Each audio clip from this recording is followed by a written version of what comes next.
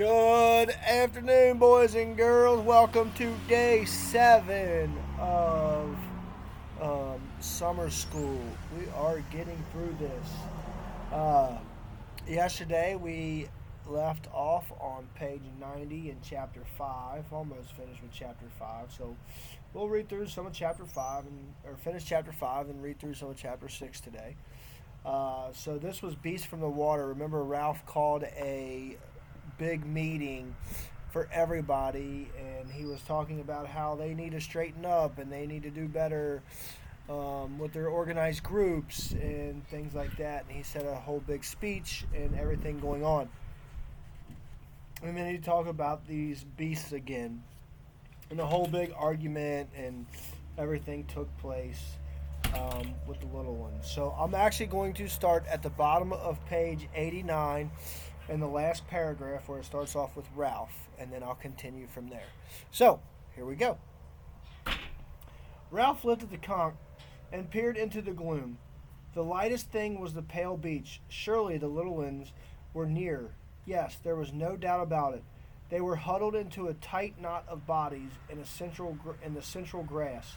A flurry of wind made the palms talk, and the noise seemed very loud, and now the darkness and silence made it so noticeable. Two gray trunks rubbed each other with an evil speaking that no one had noticed by day. Piggy took the conch out of his hands. His voice was indignant. I don't believe in no ghosts. Ever. Jack was up too, unaccountably angry. Who cares what you believe, fatty? I got the conch. There was the sound of a brief tussle, and the conch moved to and fro. You give me the conch back. Ralph pushed between them and got a thump on the chest.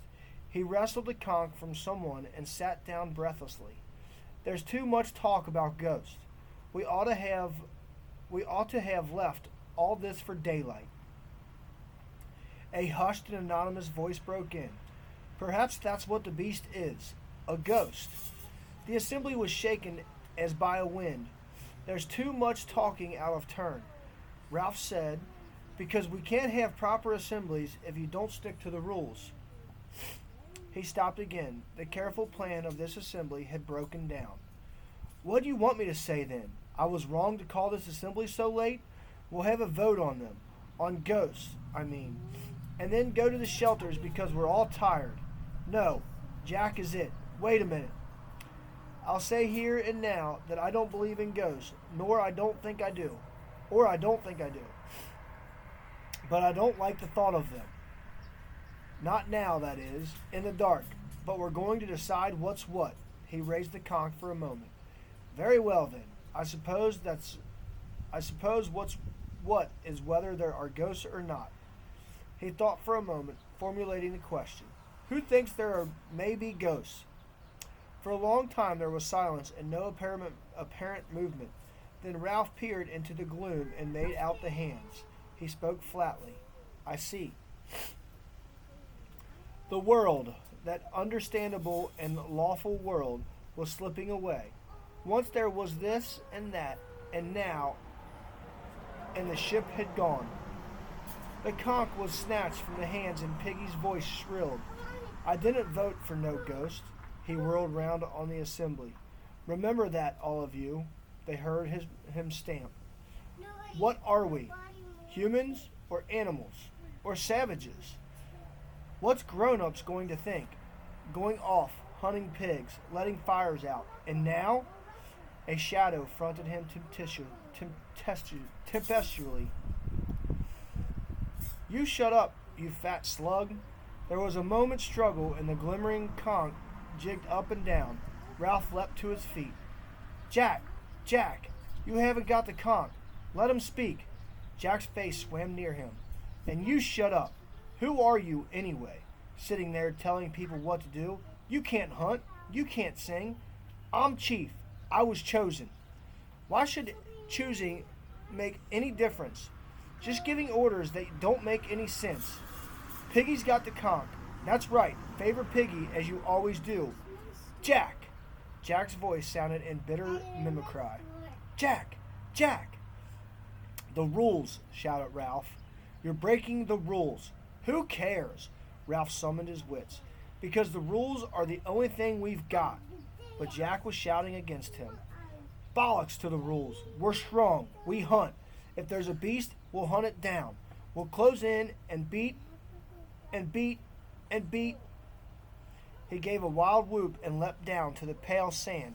At once the platform was full of noise and excitement. Top of 92. Scramblings at once the platform was full of noise and excitement, scramblings, screams, and laughter. The assembly shredded away and became a discursive and random scatter from the palms to the water and away along the beach, beyond night sight. Ralph found his cheek touching the conch and took it from Piggy. What's grown-ups going to say? Cried Piggy again. Look at 'em. The sound of mock hunting, hysterical laughter, and real terror came from the beach. Blow the conch, Ralph. Piggy was so close that Ralph could see the glint in his one glass. There's the fire. Can't they see? You've got to be tough now. Make 'em do what you want. Ralph answered in the cautious voice of one who rehearses a theorem. If I blow the conch and they don't come back, then we've had it. We shan't keep the fire going. We'll be like animals. We'll never be rescued. If you don't blow, we'll soon be animals anyway. I can't see that what they're doing, but I can hear. The dispersed figures had come together on sand and were a dense black mess that revolved. They were chanting something, and the little ones had had enough. That had enough were staggering away, howling. Ralph raised the conch to his lips and then lowered it.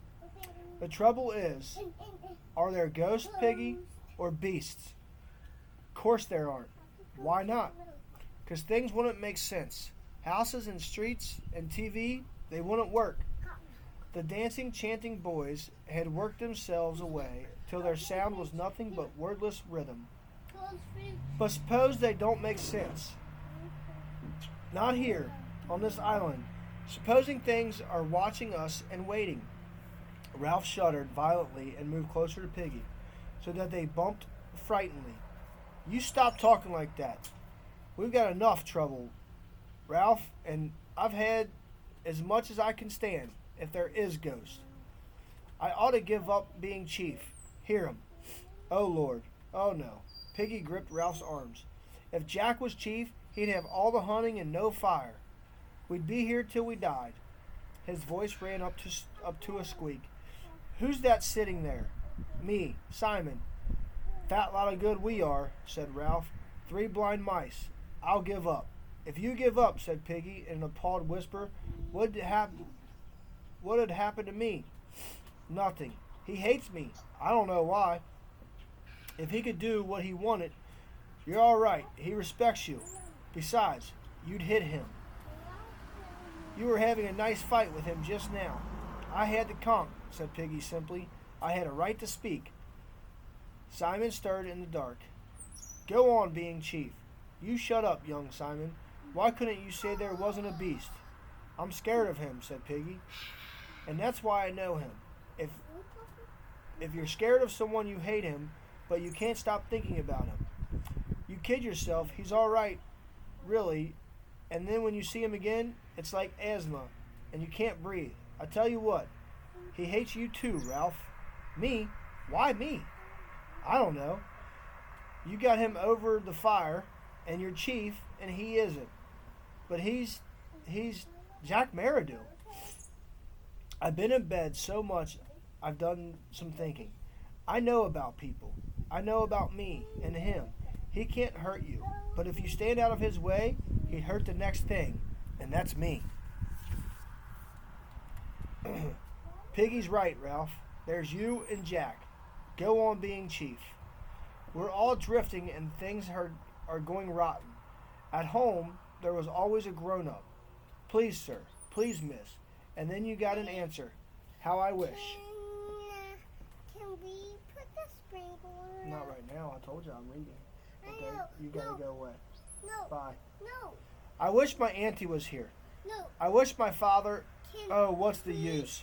Put the sprinkler up when you're done doing it. Keep the fire going. The dance was over and the hunters were going back to the shelters. Grown-ups know things, said Piggy. They ain't afraid of the dark. They'd meet and have tea and discuss the things. You'd be all right. They wouldn't set fire on the island or loose. They'd build a ship. The three boys stood in the darkness, striving unsuccessfully to convey the majesty of adult life. They wouldn't quarrel, or break my specs, or talk about a beast. If only they could get a message to us, cried Ralph desperately. If only they could send us something grown up, a sign or something. A thin wail out of the darkness chilled them and set them grabbing for each other. Then the wail rose, remote and unearthly, and turned into an inarticulate gibbering. Percival Wemyss Madison of the Vicarage, Harcourt, St. Anthony, lying in the long grass, was living through circumstances in which the incantation of his address was powerless to help him. And that is chapter 5. Let's continue on to chapter 6.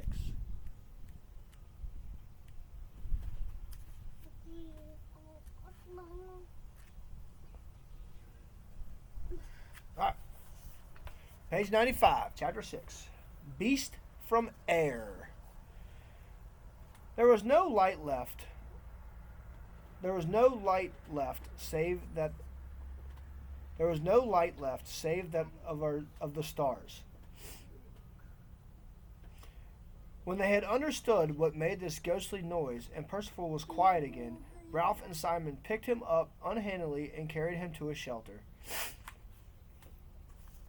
Piggy hung about near for all his brave words, and the three bigger boys went together to the next shelter.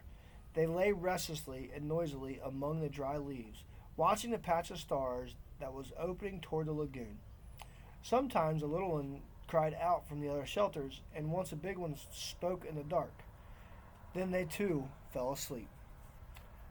A sliver of moon rose over the horizon, hardly large enough to make a path of light even when it sat right down on the water. But there were other lights in the sky that moved fast, winked, or went out, though not even a faint popping came down from the battle fought at 10 miles height.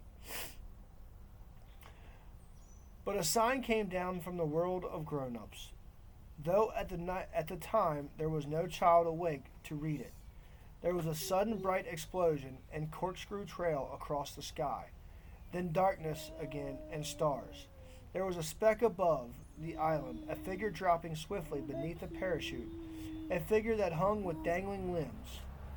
The changing winds of various altitudes took the figures where they would. Then, 3 miles up, the wind steadied and bore it in a descending curve round the sky and swept it in a great slant across the reef and the lagoon toward the mountain. The figure fell and crumbled among the blue flowers of the mountainside, but now there was a gentle breeze at this height, too, and the parachute flopped and banged and pulled, so the figure, with feet that dragged behind it, slid up the mountain, yard by yard, puff by puff. The breeze hauled the figure through the blue flowers, over the boulders and red stones, till it lay huddled among the shattered rocks of the mountaintop. Here the breeze was fitful and allowed the strings in the parachute to tangle and festoon, and the figure sat, its helmeted head between its knees, held by a complication of lines. When the breeze blew, the lines would strain taut, and some accident of this pull lifted the head and chest upright, so that the figure seemed to peer across the brow of the mountain. Then, each time the wind dropped, the lines would slacken and the figure bow forward again, sinking its head between its knees. So as the stars moved across the sky, the figure sat on the mountaintop and bowed and sank and bowed again. In the darkness of early morning, there were noises by a rock a little way down the side of the mountain. Two boys rolled out a pile of brushwood and dead leaves. Two dim shadows talking sleepily to each other. They were the twins, on duty at the fire. In theory, one should have been asleep and one on watch, but they could never manage to do things sensibly if that meant acting independently. And since staying awake all night was impossible, they had both gone to sleep. Now they approached the darker smudge that had been the signal fire, yawning, rubbing their eyes, treading with practiced feet. When they reached it, they stopped yawning, and one ran quickly back for brushwood and leaves. The other knelt down. I believe it's out. He fiddled with the sticks that were pushed into his hands. No. He lay down and put his lips close to the smudge and blew softly. His face appeared, lit redly. He stopped blowing for a moment. Sam, give us tinderwood. Eric bent down and blew softly again till the patch was bright. Sam poked a piece of tinderwood into the hot spot, then a branch. The glow increased and the branch took fire. Sam piled on more branches. Don't burn the lot, said Eric. You're putting on too much. Let's warm up. We'll only have to fetch more wood. I'm cold. So am I. Besides, it's dark. All right, then. Eric squatted back and watched Sam make up the fire. He built a little tent of dead wood, and the fire was safely alit. That was near. He'd have been waxy, huh? For a few moments, the twins watched the fire in silence. Then Eric sniggered. Wasn't he waxy about the fire and the pig? Lucky he went for Jack instead of us. Huh? Remember old Waxy at school? Boy, you are driving me slowly insane. The twins shared their identical laughter, then remembered the darkness and other things, and glanced round uneasily. The flames, busy about the tent, drew their eyes back again. Eric watched the scurrying woodlice that were so frantically unable to avoid the flames, and thought of the first fire just down there, on the steeper side of the mountain, where now was complete darkness. He did not like to remember it, and looked away at the mountaintop. Warmth radiated now, and beat pleasantly on them. Sam amused himself by fitting branches into the fire as closely as possible. Eric spread out his hands, searching for the distance at which the heat was just bearable. Idly looking beyond the fire, he resettled and scattered the scattered rocks from their flat shadows into daylight contours. Just there was the big rock, and the three stones there, that split rock, and there beyond was a gap, just there. Sam! Huh? Nothing. The flames were mastering the branches, the bark was curling and falling away, the wood exploding, the tent fell inwards and flung a wide circle of light over the mountaintop. Sam! Huh? Sam! Sam! Sam looked at Eric irritably. The intensity of Eric's gaze made the direction in which he looked terrible, for Sam had his back to it. He scrambled round the fire, squatted by Eric, and looked to see. They became motionless, gripped into each other's arms, four unwinking eyes aimed in two open mouths. Far beneath them, the trees of the forest sighed, then roared. The hair on the foreheads fluttered, and the flames blew out sideways from the fire. 15 yards away from them came the plopping noise of fabric blown away. Neither of the boys screamed, but the grip of their arms tightened and their mouths grew peaked. For perhaps 10 seconds they crouched like that while the flailing fire sent smoke and sparks in waves of inconstant light over the top of the mountain. Then as though they had been one terrified mind between them, they scrambled away over the rocks and fled. Ralph was dreaming. He had fallen asleep for what seemed hours of tossing and turning noisily among the dry leaves. Even the sounds of nightmare from the other shelters no longer reached him. He was back to where he came from, feeding the ponies with sugar over the garden wall. Then someone was shaking his arm, telling him that it was time for tea. "Ralph, wake up!" The leaves roaring like the sea. "Ralph, wake up! What's the matter? We saw the beast." Plain. "Who are you?" "The twins. We saw the beast."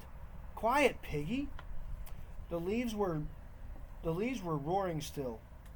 Piggy bumped into him, and a twin grabbed him, and as he made for the oblong of paling stars. "You can't go out. It's horrible." "Piggy, where are the spears?" "I can hear the—" "Quiet then. Lie still." They lay there listening, at first with doubt, but with terror to the description of the twins breathed at them between bouts of extreme silence. Soon the darkness was full of claws, full of the awful unknown menace, and interminable dawn faded out the stars. And at last night said a gray filtered into the shelter. The air began to stir, though still the world outside the shelter was impossibly dangerous. The maze of darkness sorted into near and far, and at the high point of the sky the cloudlets were warmed with color. A single seabird flapped upwards with a hoarse cry and was echoed presently, and something squawked in the forest. Now streaks of cloud near the horizon began to glow rosily, and the feathery tops of the palms were green. Ralph knelt in an entrance to the shelter and peered cautiously round him. Sam and Eric called them to an assembly. Quietly. "Go on." The twins, holding tremulously to each other, dared the few yards to the next shelter and spread the dreadful news. Ralph stood up and walked for the sake of dignity, though with his back pricking to the platform. Piggy and Simon followed him, and the other boys came sneaking after. Ralph took the conch from where it lay on the polished seat and held it to his lips. But then he hesitated and did not blow. He held the shell up instead and showed it to them, and they understood. The rays of sun that were fanning upwards from below the horizon swung downwards to eye level. Ralph looked for a moment at the growing slice of gold that lit them. From the right hand, and seemed to make speech possible, the circle of the boys before him bristled with hunting spears. He handed the conch to Eric, the nearest of the twins. "We've seen the beast with our own eyes. No, we weren't asleep." Sam took up the story. By custom now, one conch did for both twins, for their substantial unity was recognized. It was furry. There was something moving behind its head, wings. The beast moved too. That was awful. It kind of sat up. The fire was bright. We just made it up. More sticks on. There were eyes, teeth, claws. We ran fast as we could, bashed into things. The beast followed us. I saw it slinking behind the trees. Nearly touched me. Ralph pointed fearfully at Eric's face, which was striped with scars where the bushes had torn him. How did you do that?" Eric felt his face. "I'm all rough. Am I bleeding?" The circle of boys shrank away in horror. Johnny, yawning still, burst into noisy tears and was slapped by Bill till he choked on them. The bright morning was full of threats, and the circle began to change. It faced out rather than in, and the spears of sharpened wood were like a fence. Jack called them back to the center. "This'll be a real hunt. Who will come?" Ralph moved impatiently. "These spears are made of wood. Don't be silly," Jack sneered at him. "Frightened. Course I'm frightened. Who wouldn't be?"